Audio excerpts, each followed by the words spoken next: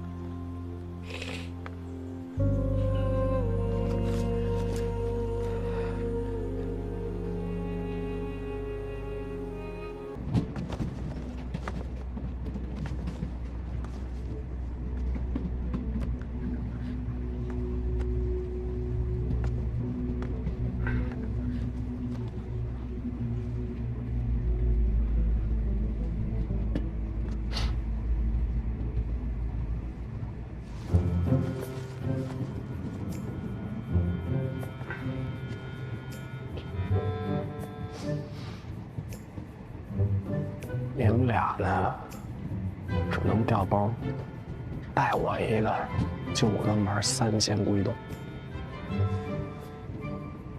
行家呀，怎么着？你想入伙呀？放2年前我兴许能入伙，但哥们儿现在只想入名门正派的伙。等一下他！来人，还有他，救着！下来！长枪！长枪！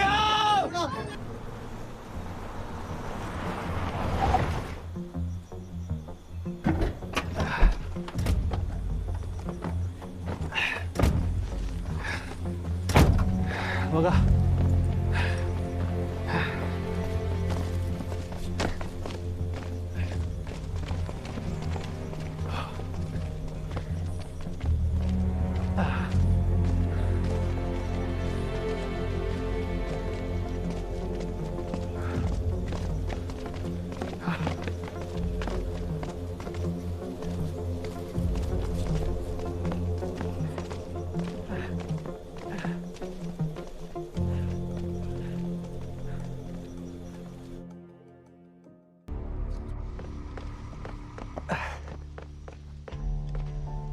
大师兄，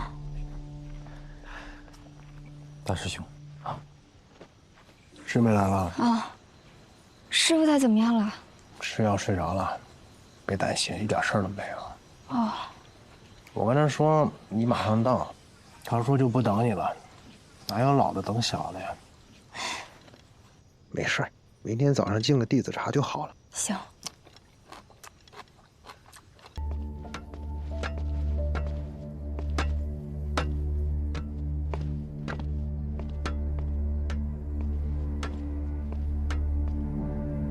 木代，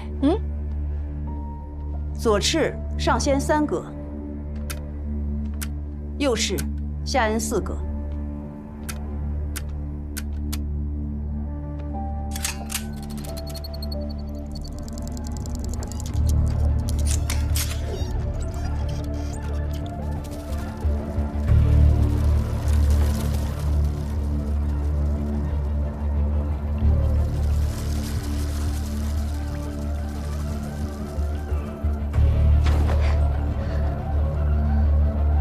师傅，我现在终于明白为什么您说它是活地图了，太不可思议了。当年我跟着师傅走这条路时，也这么说。有无震后的这座山，常年多雾，磁场很怪，什么手机、无人机，只要晚上飞进来都失灵，即便是白天也是时好时坏。也许。这就是木匠祖师爷造银眼蝙蝠的原因吧。它不会失灵，永远只飞固定的线路。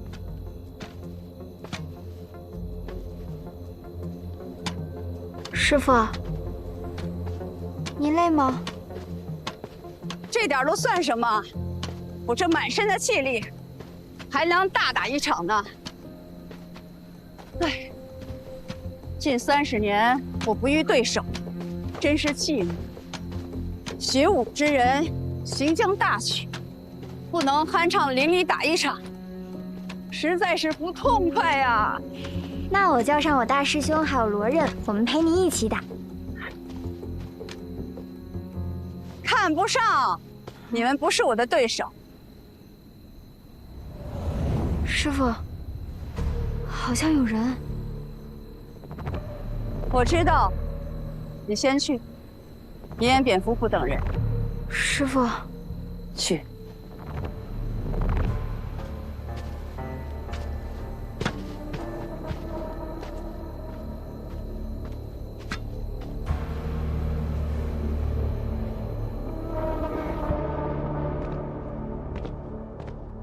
床铺好了，铺好了，那叫一个平整，连个褶都没有。勤快的胖胖。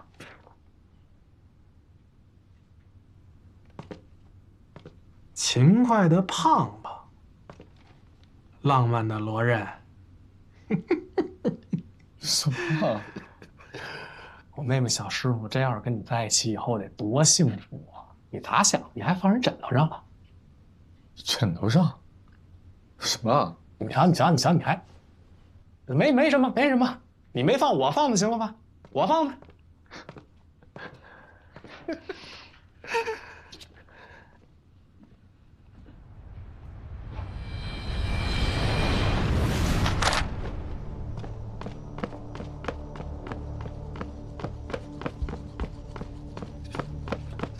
你刚说木袋枕边放了什么？不是你送的花吗？什么花？玫瑰啊。不是你送的，大师伯。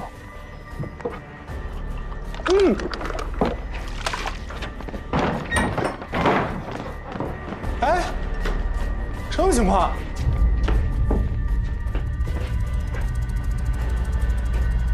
这不是你放的吗？哎，你上这儿干嘛？你瞧瞧呗。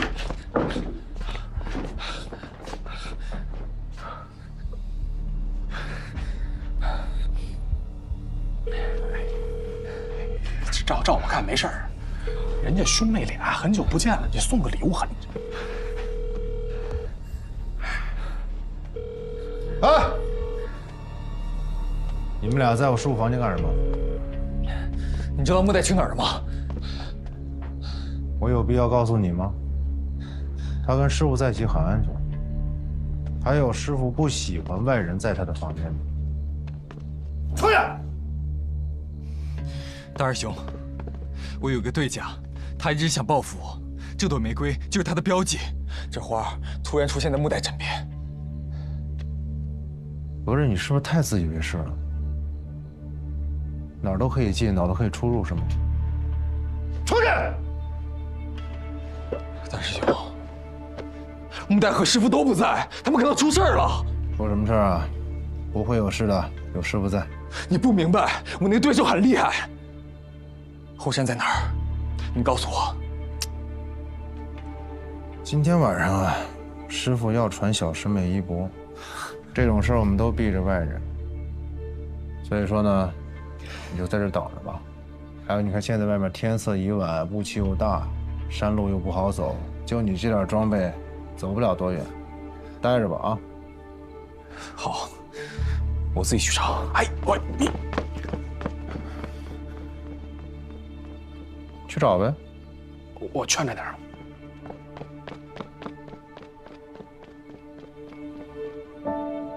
自以为是，不到半个小时就回来。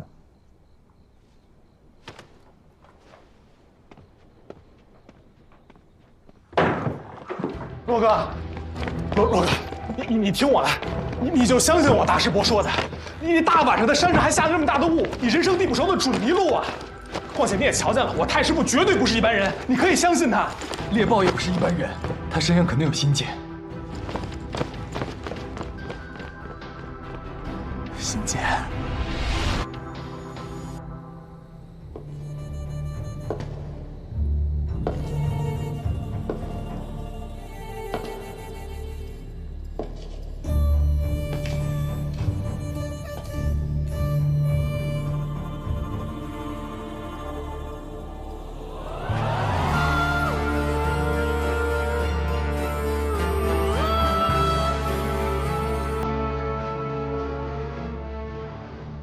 还不行，我要利用这个时间把主谋调出来。我有一种预感，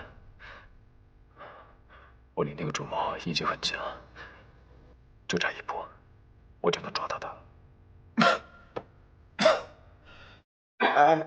哎，没事吧？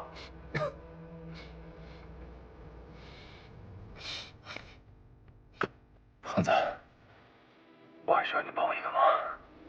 我大概知道我中的什么毒，你帮我去找。没事吧？胖子，你帮我去找乌绝、狗皇、重柔这几味中药，应该可以解我的毒。行，没问题。喂，老薛，好久没见了，你这糟老头找我什么事儿？我听说有人在帮吴邪，你要阻止他，出多少钱都可以。那人叫王胖，你给他多少钱都没用。他就没有什么软肋吗？有个喜欢的人，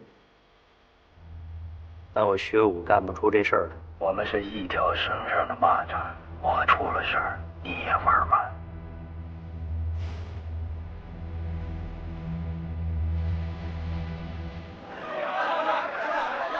薛老板，我清理好了物件，您长长眼。你就是那个最近新起的只卖单件货的古董商，说说吧。我家里原来也是做这个的，我这清理手艺从不外传。我对这不感兴趣，说说你这批货哪儿来的？市面上的货没有我不知道的，唯独你这批货，我压根儿就没见过。你背后有人。我可以答应继续给你供货，但是要约法3章。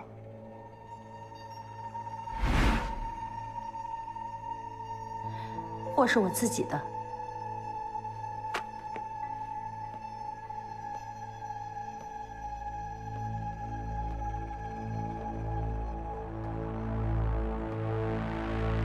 手艺好，人不好，不诚实。我是来干活赚钱的，您要是不想用我，我就不打扰了。等一下，我可以让你赚得更多。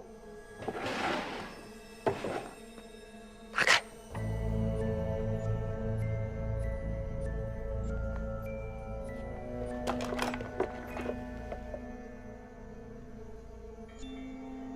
看看这是什么东西？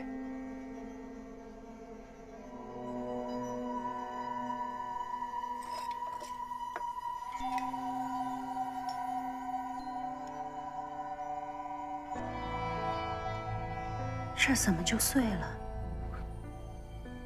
乾隆年间的真货，这些东西很值钱，我免费给你去卖。但你得答应我一个条件，把你背后供货的人说出来。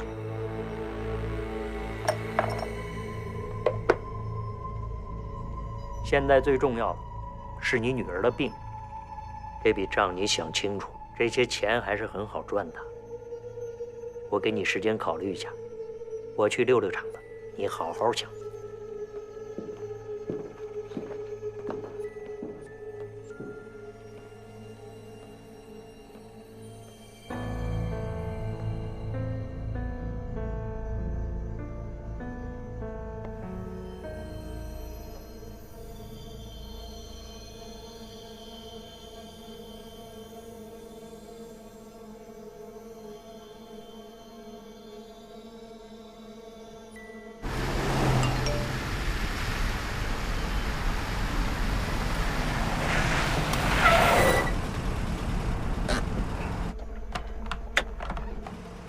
薛老板问我背后的供货人是谁，现在我女儿治病特别需要这笔钱，你可以告诉我你的名字吗？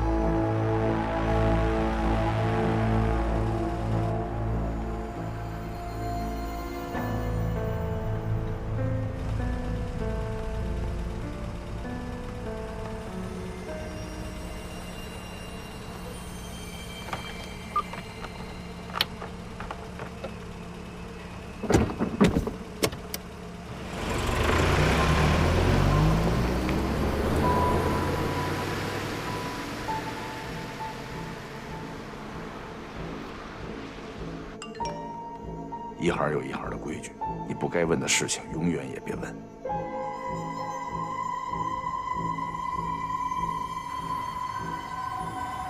么样？考虑的怎么样了？哎，等一下，等一下，我背后是有人。老板，有人找他，说是什么约好见面的。送上门了，让他进来。进去吧。妈妈，小梅，妈，我带了个东西，就是从我们地下室拿的。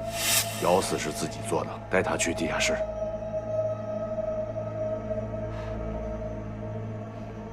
老板，东西都是我们从地下室拿的。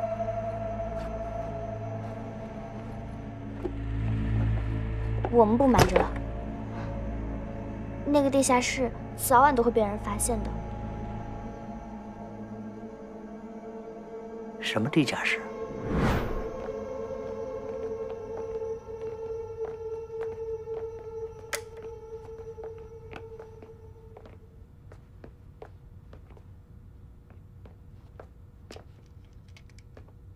我早就说过，这些货都是我找的，您就是不信。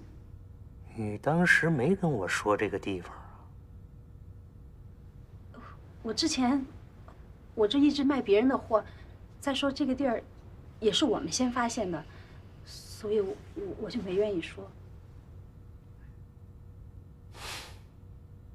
我是不会跟你抢这些物件的。你说是你的，你可以把它拿出来找我。您不把这些货拿走啊？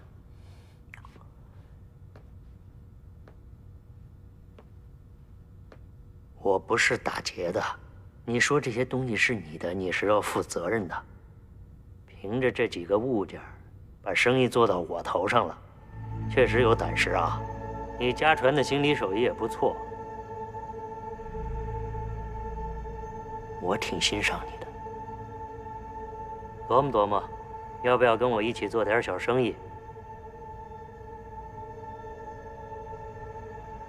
这年头做生意，小心驶得万年船，这话你将来就会懂。好了，你琢磨琢磨，要不要过来？机会不是随时都有啊。如果想明白了，给我打电话。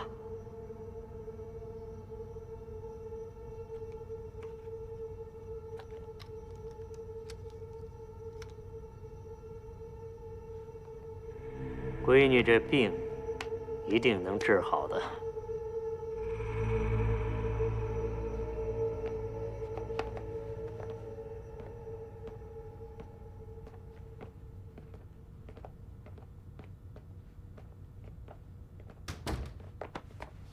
小梅没事了啊，没事了。告诉我，你怎么找到妈妈的啊？是谁叫你过来的？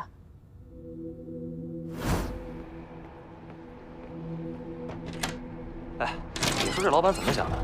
让我去救这洗头房的老板娘。这老板娘怎么了？惹事儿了，被薛武给扣了。是吗？我那个老板啊，还叫我去救他，凭什么呀？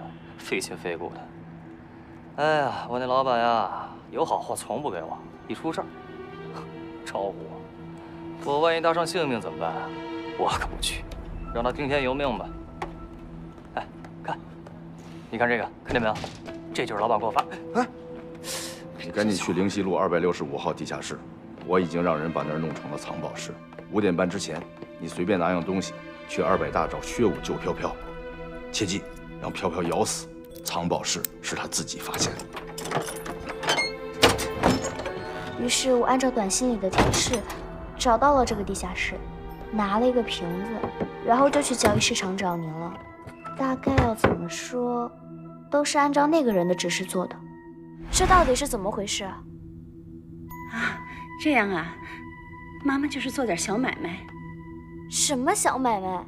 难道做些小买卖有这么危险吗？妈，你做这些是不是为了给我凑钱治病？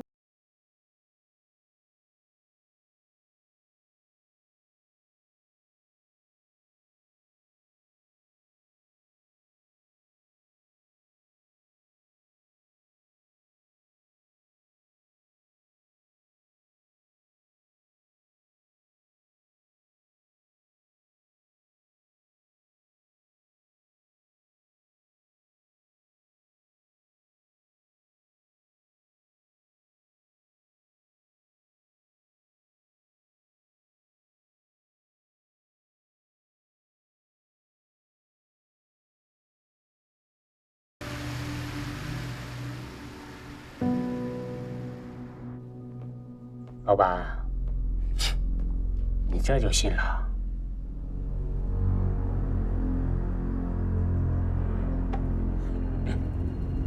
我知道这个地下室是王胖子他们准备的。这个女人不想说，我们就不强逼她。我们先和她搞好关系，有机会把王胖子搞到我们这儿来，让吴邪呀落个单儿。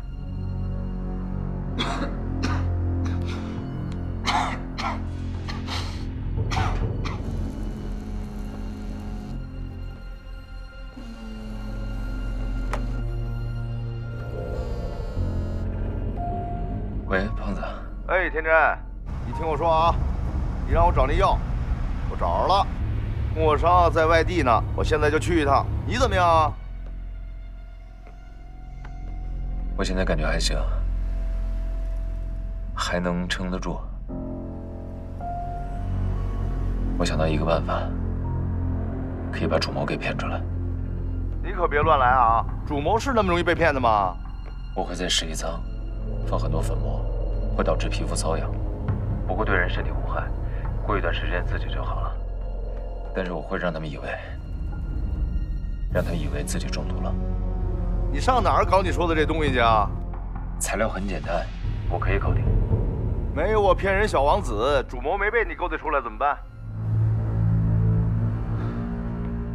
胖子，我不能再拖下去了。如果再拖下去，先死的那个人一定会是我。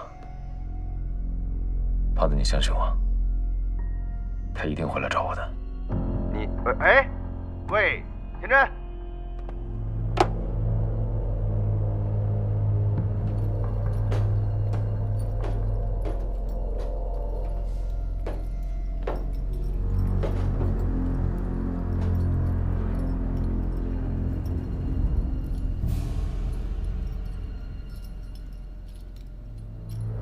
我还想去一次甘阳仓送货，你能不能帮我安排一下？越快越好。进那个仓库呢，需要耐心的。我没那么多时间，必须在1周以内。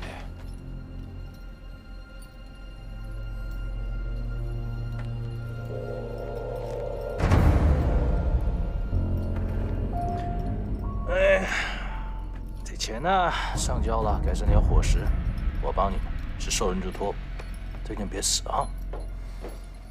嗯。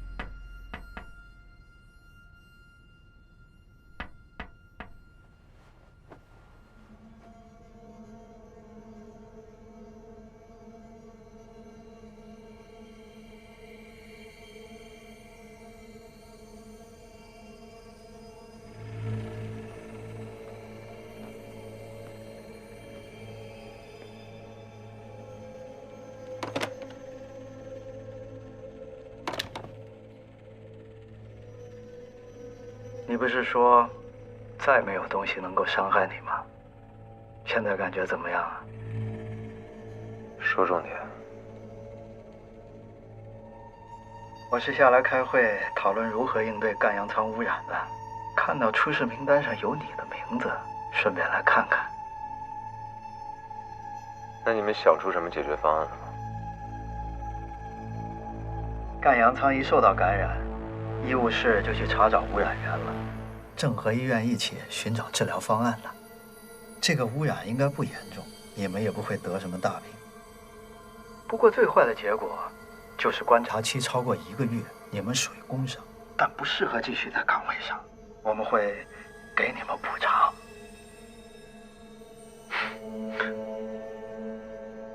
那我猜，再有个几10天，你们也查不出污染源了。我好不容易下了2册，就要被你们解雇了，啊！这么一点困难，怎么能难倒你吴邪呢？嗯？我在等着你下一步棋。很久没有用大脑了，我突然感觉很兴奋，全身充满了活力，好像年轻了几岁。我希望你能活久一点。一般反派有你这种心态，都没什么好下场。我告诉你，有人想阻止我查获晋升仓管，我是被人害了，已经中毒了。但是你们还没有查出这个人究竟是谁。那么害我的人，3天之内一定会来害你，因为那个破坏11仓的人，其实是你，丁主管。害我？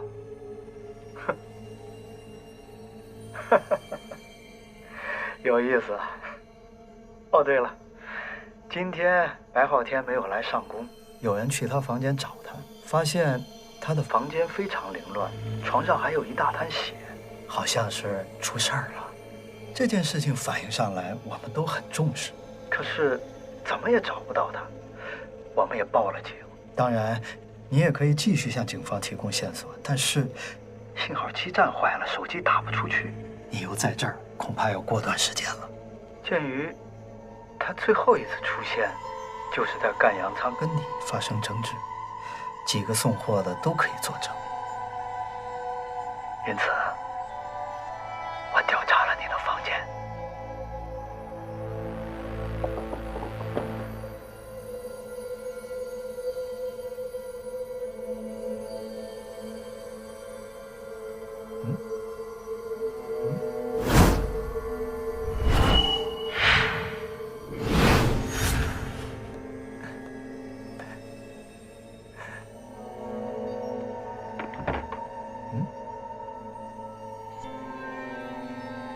凶杀目标、证据、凶器全都在这儿，我本来可以顺理成章的就可以断定你是凶手。就算是再也找不到白昊天，我也可以认定是你把他控制起来了。可是就在这个时候，你假装中毒，就不在长城。厉害啊！你总是比我早一步。如果是你猜到了我的计划，故意污染赣阳仓，那你还有其他目的，是不是？你对白昊天下手了？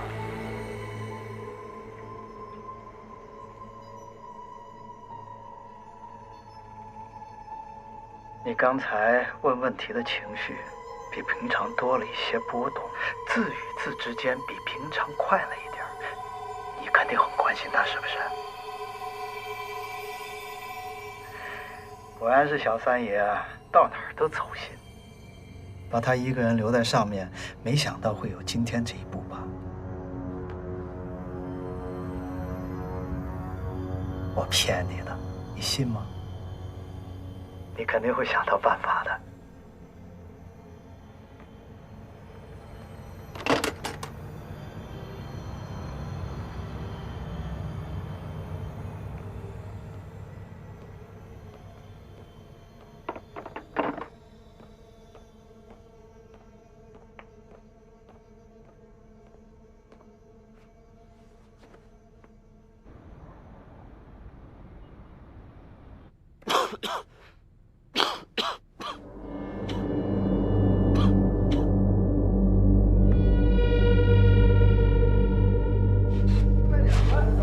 快点，吴邪，哥几个就等你呢。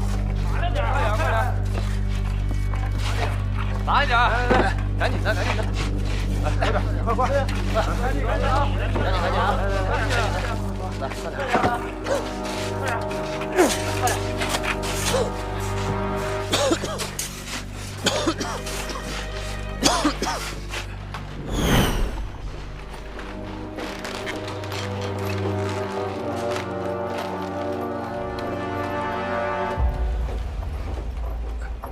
都安排好了，一切示范，往东走，往东。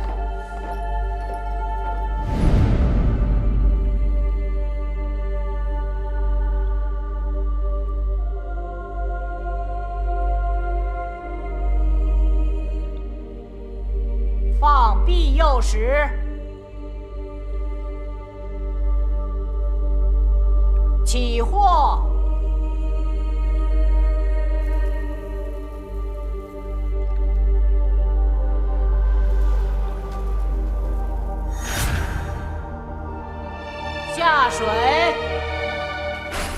为了拖延11舱检测污染物的时间，我偷偷对外散布消息，说11舱有人在到处投放污染物。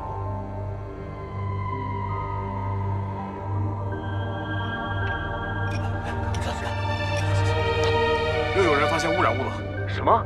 赶紧通知上面，这件事情已经越来越严重，难以处理了。是。同时，我还借着废品加重，假装中毒，让11舱把大家都转移到有空气净化的病房里静养。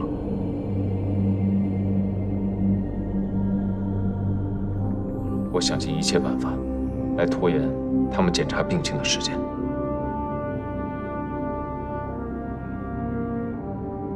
哎，你们都听说了吗？这几天11舱到处爆发不明物污染仓区，好多人都去检查身体了，好像还有几个人中毒了呢。哎，对，哎，我听说啊，最初受到污染的仓区啊，其实是盖阳舱。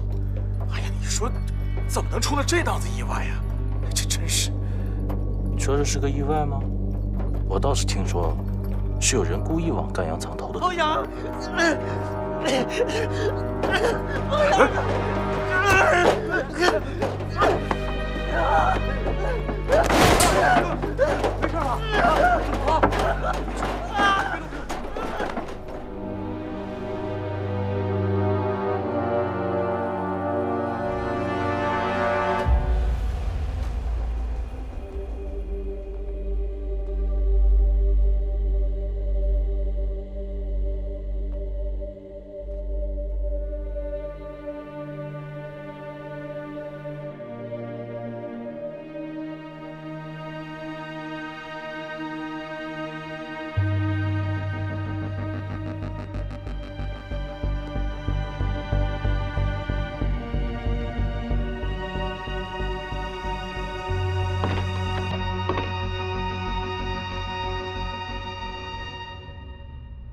你终于现身了。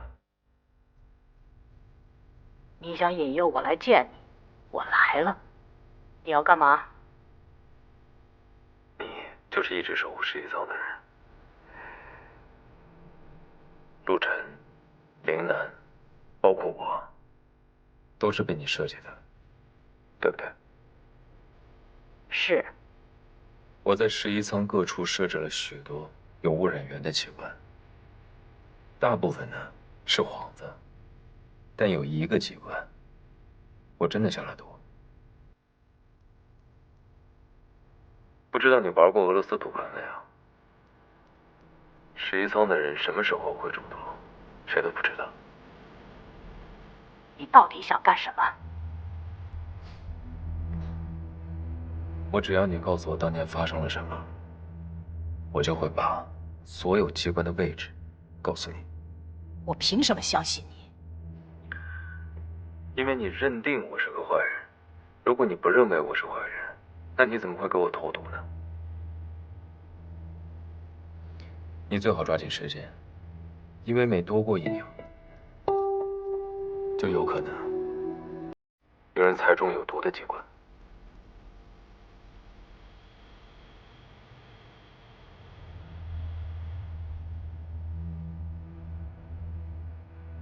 30年前，我还在11舱的监控室里。你看一下，这是昨天监控记录。那时，我负责监察舱区的出入库管理。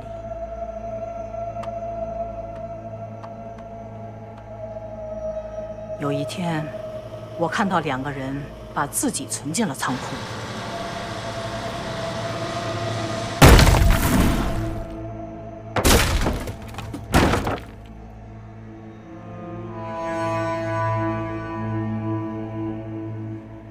在11舱，活人入库本就是个罕见的事，尤其还是把自己存入死档区。死档区其实是一个因为地质沉降而出现的洞穴。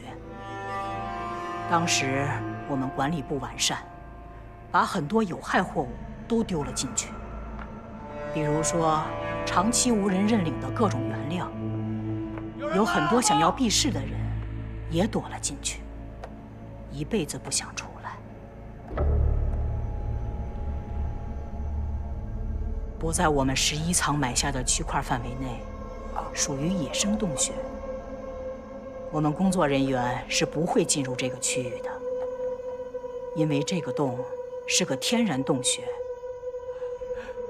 但我们是不允许别人随意进入死档区的，因为里面有很多丢弃的货物，既危险，又有巨额财富。在死档区里找食物，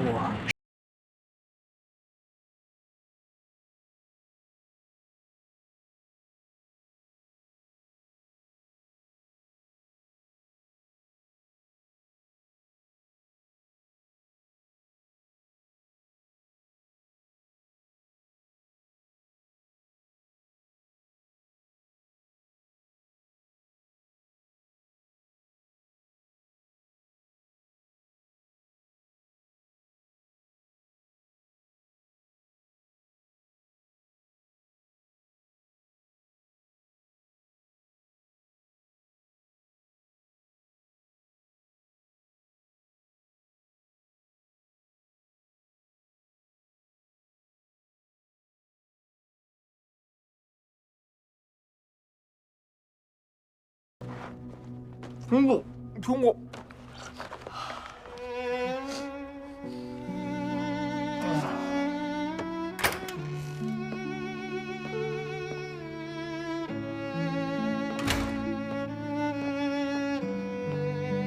你干嘛去了？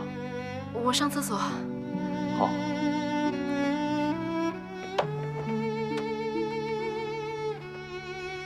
他们很聪明，立刻推测出有人在监视他们。顺着这个思路，他们找到了藏在镜头后的我，并央求我。谢谢，谢谢，谢谢。哎，那你先看着，我们先走啊。哎，我那车了，哎，拜拜。为了不被发现，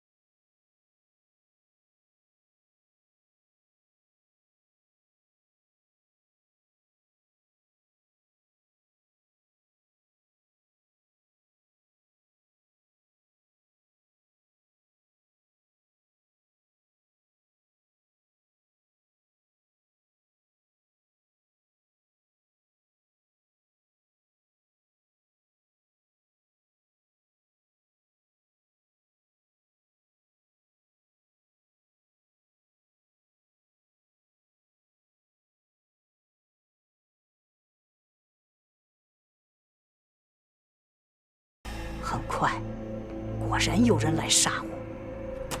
那个人就是陆晨。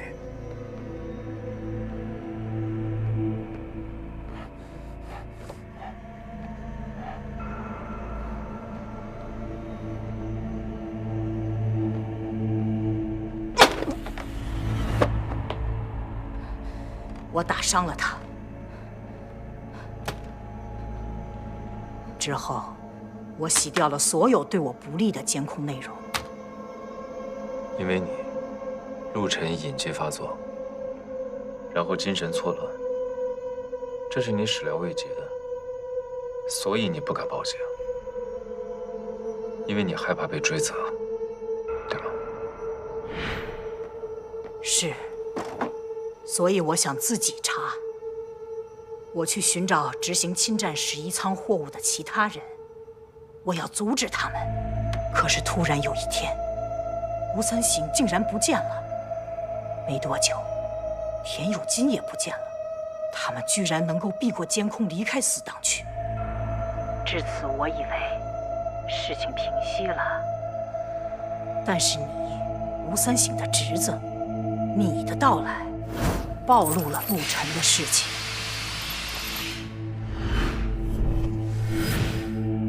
你想抓我，我就猜到，你是你三叔的同伙，你是来继续危害11仓的，所以我要阻止你。你搞错了，我毫不知情，我是被人引到11仓来的。我还有一个问题，陆晨走出来的数字，我推测是日期。那你告诉我，那组数字代表什么？这我不清楚，但我感觉他们有更大的企图。他们想要拿走11仓更珍贵的东西，我能做的只有尽可能的阻止。我把原委都告诉你了，现在可以告诉我，你用了那么冒险的方式引诱我出来，你打算如何收场？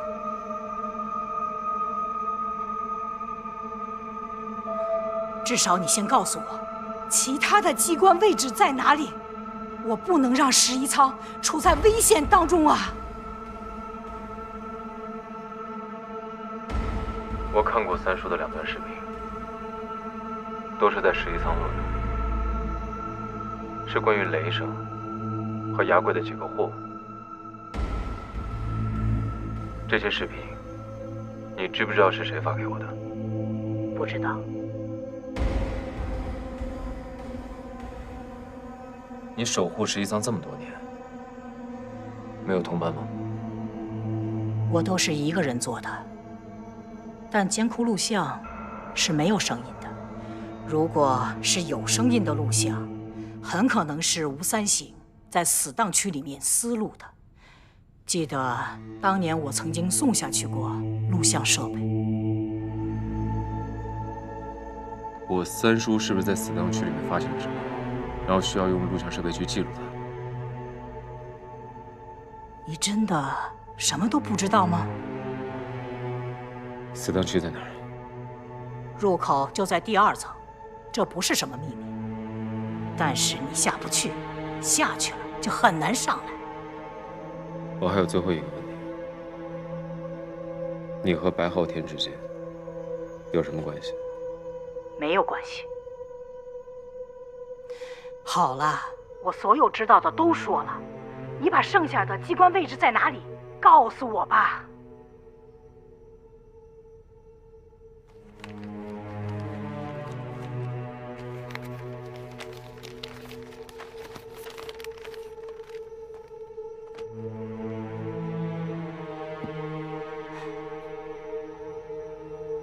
我现在只能给你看这一半，我还是要你帮我一个。什么事情？想办法让丁主管以为自己也被盯上，让他觉得有人要害他，和你想杀我一样。我没想要杀你，那个毒不致命。那你把那个毒也倒在他的脖子上，其他的我会让他相信的。我为什么要帮你？你可以不帮我，但你只要让他误以为自己处于危险当中，你就可以拯救所有11层的人。难道这不是一个好的交易吗？